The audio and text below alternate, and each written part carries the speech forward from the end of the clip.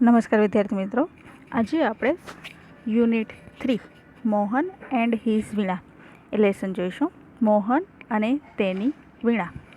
આ લેસનમાં આપણને મોહનના જીવન વિશેની વાત કરી છે કે બાળપણથી લઈ અને આ વ્યક્તિ જ્યારે ગ્રેમી એવોર્ડ જીતે છે ત્યાં સુધીની એના જીવનની જે સફર છે એ આપણને ખૂબ જ સરસ મજાની એમાં બતાવવામાં આવી છે કે મોહનનો જે બોર્ન 27 જુલાઈ 1950 જયપુરમાં થયો હતો. તો આપણે સ્ટાર્ટ કરીએ આપણા લેસનની. મોહન અને તેની વીણા. Mohan was born in family of musicians સંગીતકાર. એ મોહનનો જે જન્મ હતો એ મ્યુઝિશિયન સંગીતકાર ફેમિલીમાં થયો હતો. Music was in his blood, કે સંગીત છે એના લોહીમાં જ હતું.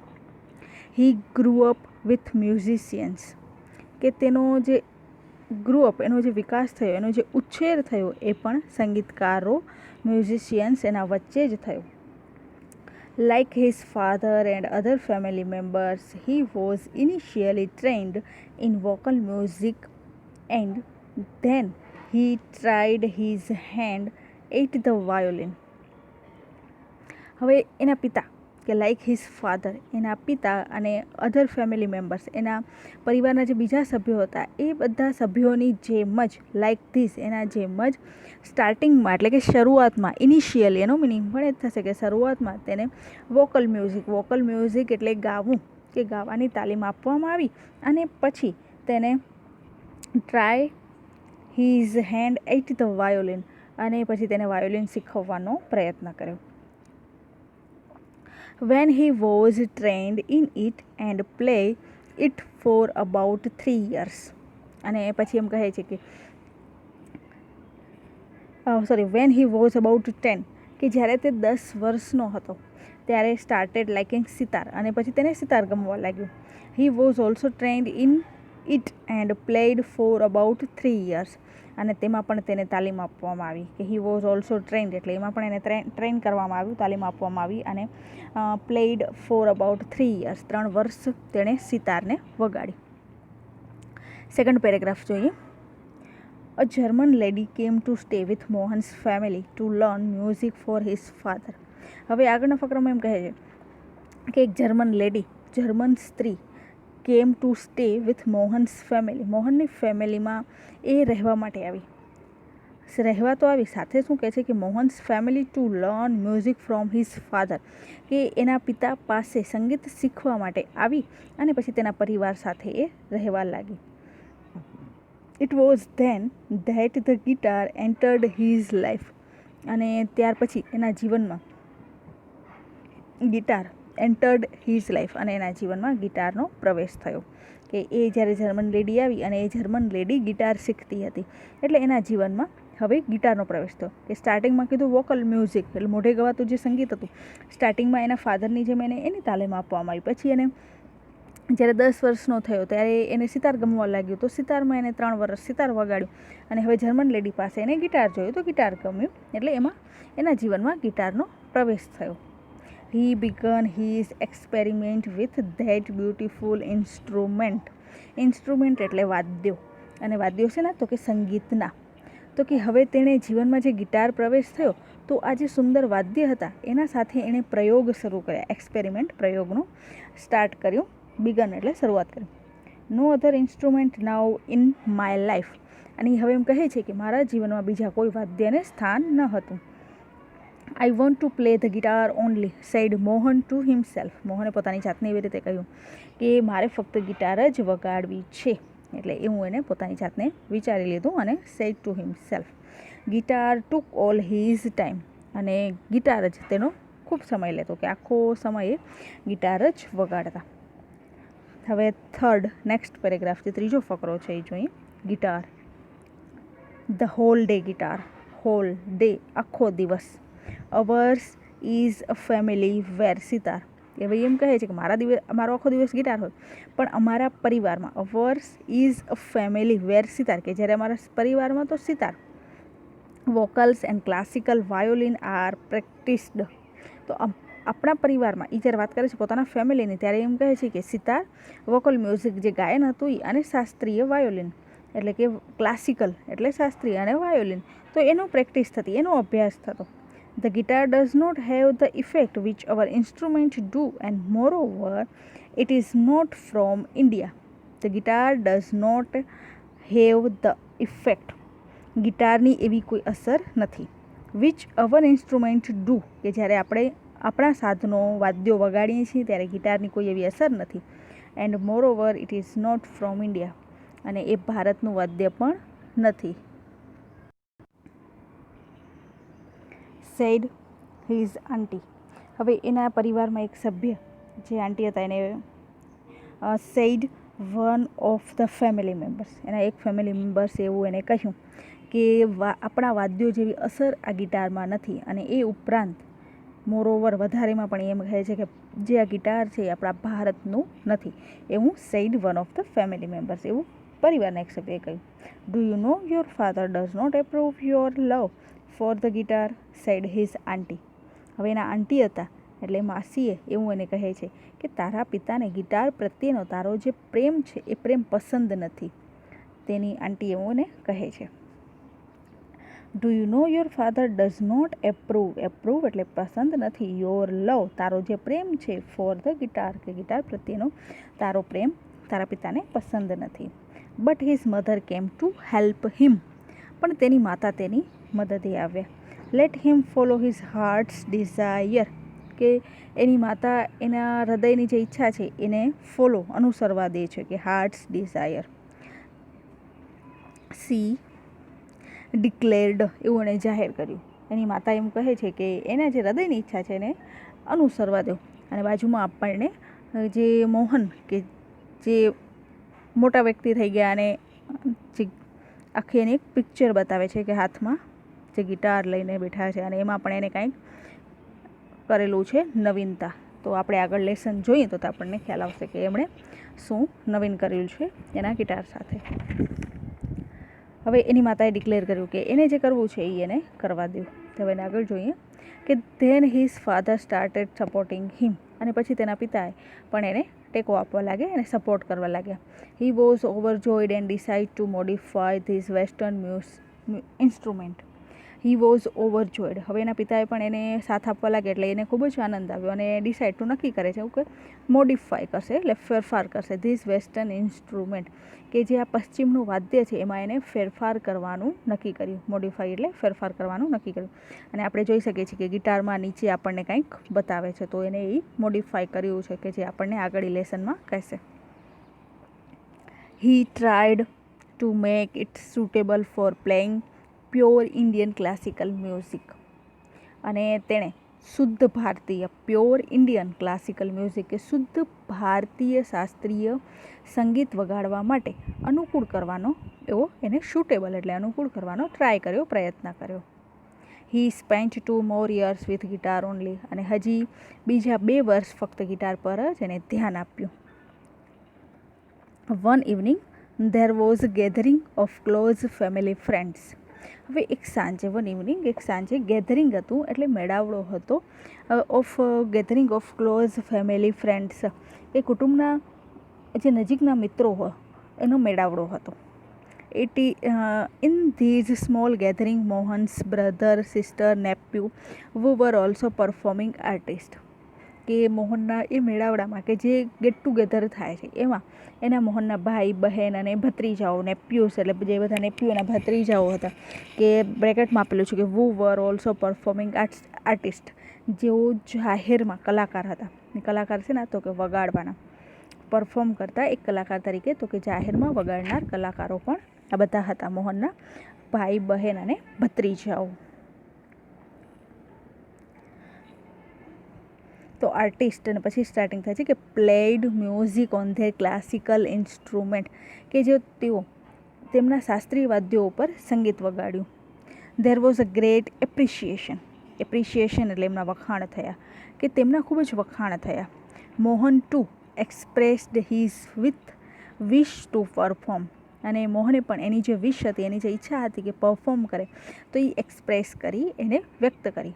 હી પ્લેડ ઓન ગિટાર, અને તેણે ગિટાર વગાડી. After his performance relative sad.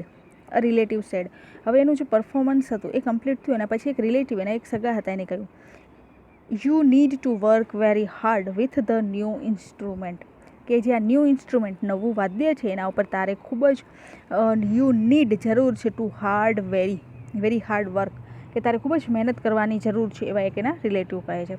One of the relative said, હવે બીજા એક રિલેટિવ કહેતા, if it were the sitar you would have been in competition with your brother and sister. હવે બીજા સંબંધી એને એવું કહે છે કે you would have been to competition, કે જો તારે સિતારને વગાડવું હોય તો તારે તારા ભાઈઓ અને બહેન સાથે સ્પર્ધામાં તો હોત. You have already spent 2 years on it but still his instrument need more, કે તે આના પર 2 વર્ષ પસાર કર્યા, તેમ છતાંય બટ સ્ટીલ હજી સુધી આ વાદ્ય પર તારે મહેનત કરવાની જરૂર છે, કે યુ નીડ મોર, હજી વધારે મહેનતની જરૂર છે, તેવું એના બીજા જે રિલેટિવ હતા એને કહ્યું. After his performance someone said, હવે જે પરફોર્મન્સ હતું એના બાદ કોઈક બોલ્યું, સમવન કોઈકે કીધું, the sitar sound is like a flowing stream એટલે ઝરણું, અને ફ્લોવિંગ એટલે વહેતું ઝરણું. તો એને એમ કહે છે સિતારનો જે સાઉન્ડ છે એ લાઈક કે ખડખડ કરતો વહેતો ઝરણા એના જેવો લાગે છે. Your instrument doesn't have the depth, પણ ઇન્સ્ટ્રુમેન્ટ આ વાદ્યમાંથી એક ઊંડાણ નથી. ડેપ્થ એટલે ઊંડાણ, ડઝ નોટ હેવ એ વાદ્યમાંથી ઊંડાણ નથી, કે જે બીજા વાદ્યોમાંથી સરસ અવાજ આવતા હોય છે એવો અવાજ આમાંથી હજી નથી આવતો, એટલે એમાં કોઈ આમ ઊંડાણ નથી, એવું સમવને કહ્યું. યેટ અનધર સેડ, બીજા સંબંધીએ કહ્યું, your brother place the violin his સૂર એન્ડ તાલ આર સો બ્યુટિફુલ. બીજા એમ કહે છે કે યોર બ્રધર, તારો જે ભાઈ છે એ પ્લેઝ અહીંયા વગાડે છે, તો વાયોલિન, કે તારો ભાઈ જે વાયોલિન વગાડે છે તેના જે સૂર અને તાલ છે એ સો બ્યુટિફુલ, ખૂબ જ સરસ છે. What are you doing with this instrument, તું આ વાદ્ય સાથે શું કરી રહ્યો છે, એવું એને કહ્યું. એવું તો આમ કહેવાય સવાલ જ કરે છે કે what are you doing with this instrument, આ વાદ્ય સાથે તું શું કરી રહ્યો છે.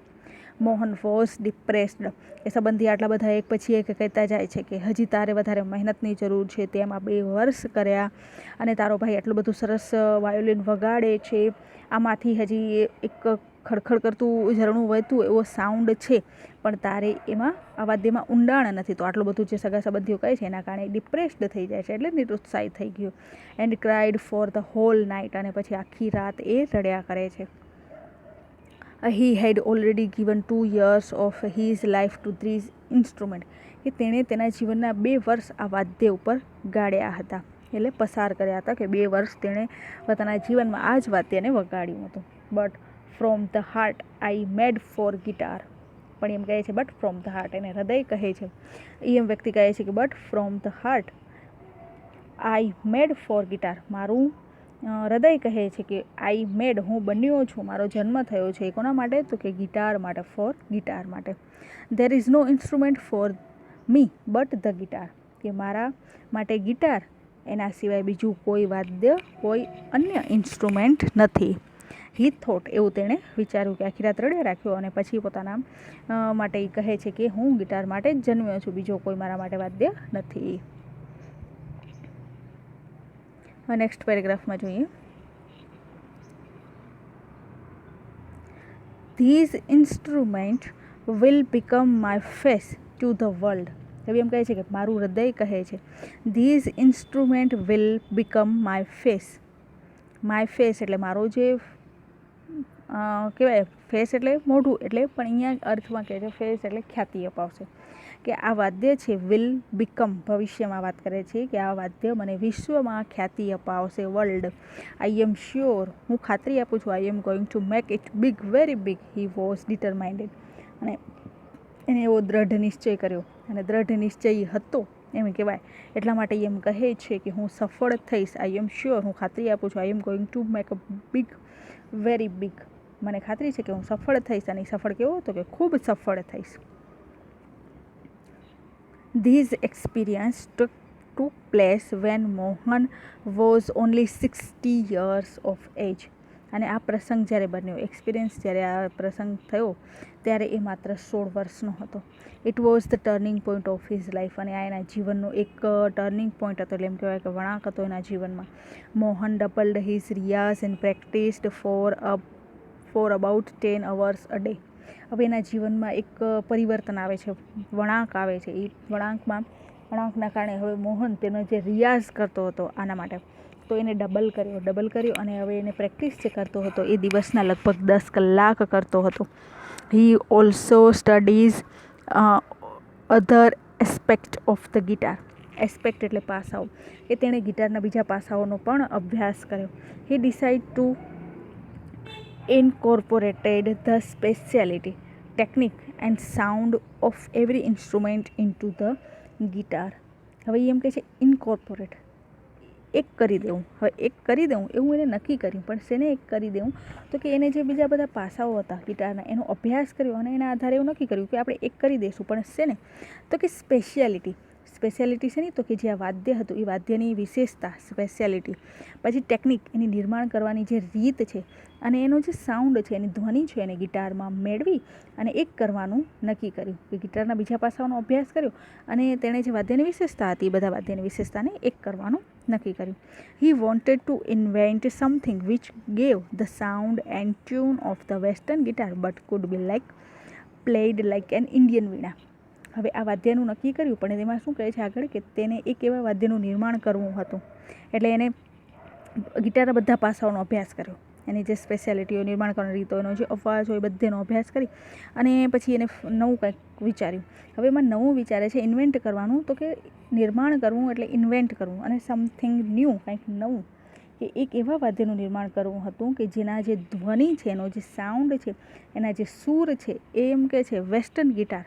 એ ભલે વેસ્ટર્ન ગિટાર જ હોય, કે એના સૂર તો ગિટાર જેવા જ હોય, પણ could be played like an Indian veena, કે ભારતીય વીણાની જેમ વગાડી શકાય. Not only the sound that my instrument produce is important but it must also expressed my vision. હવે એમ કહે છે કે not only the sound of my instrument, મારા વાદ્યમાંથી જે ઉત્પન્ન થતો સાઉન્ડ છે, ધ્વનિ છે, it is not important, is not મહત્ત્વનું નહીં, but it must also express my vision, પણ એમાં મારી જે દ્રષ્ટિ છે એ પણ વ્યક્ત થવી જોઈએ. વિઝન એટલે એનું જે દ્રષ્ટિ છે ને, જે સ્વપ્નાઓ છે એ વ્યક્ત થવા જોઈએ. What I want to say through the instrument, મારે વાદ્ય દ્વારા શું કહેવું છે તે એમાં વ્યક્ત થવું જોઈએ. He said to himself and finally with untiring effort and understanding of ragas he create the wonderful Mohan Veena.